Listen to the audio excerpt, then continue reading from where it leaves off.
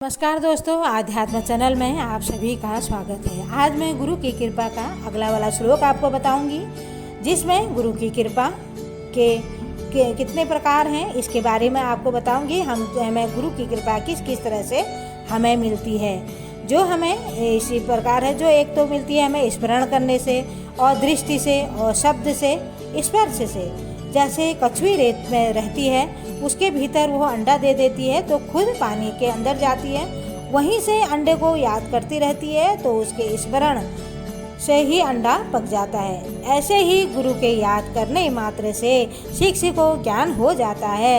यह स्मरण शिक्षा है। तो जैसे ही मछली जल में अपने अंडे को थोड़ी थोड़ी देर में देखती रहती है तो देखते मान से ही अंडा पक जाता है। ऐसे ही गुरु की कृपा दृष्टि से शिष्य को ज्ञान हो जाता है। वह हमारी दृष्टि दीक्षा है। जैसे कुरूरी पृथ्वी पर अंडा देती है और वह आकाश में उड़ती रहती है और घूमते हुए गाते रहती है तो उसके शब्द से ही अंडा पक जाता है। ऐसे ही गुरु अपने शब्द से शिष्य को ज्ञान करा देते हैं। यह शब्द दीक्षा है। जैसे मयूरी अपने अंडे पर बैठ देती है तो उसके स्पर्श से अंडा पक जाता है। ऐसे ही गुरु के हाथ में शिष्य का स्पर्श से ही वह ज्ञान हो जाता है।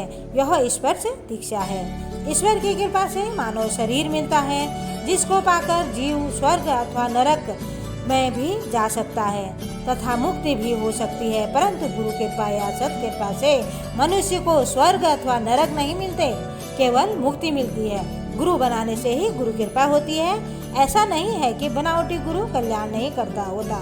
जो बनावटी गुरु होते हैं उससे कल्याण कभी नहीं होता है। जो अच्छे संत महात्मा होते हैं वे चेला बनाने से ही कृपा करते हैं, ऐसी बात नहीं है।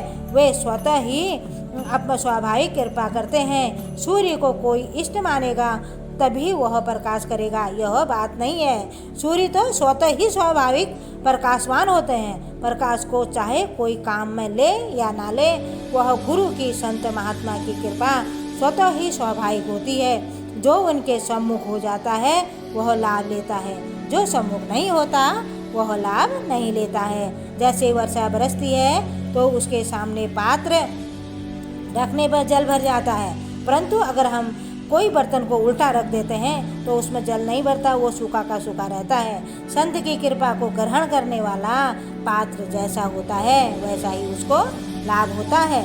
सद्गुरु झूठा इंद्र सम कमी न राखी कोई, वैसा ही फल दीपजे जैसी भूमिका होई।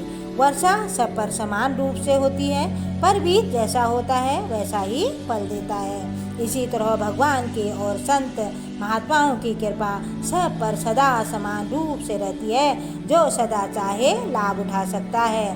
धन्यवाद।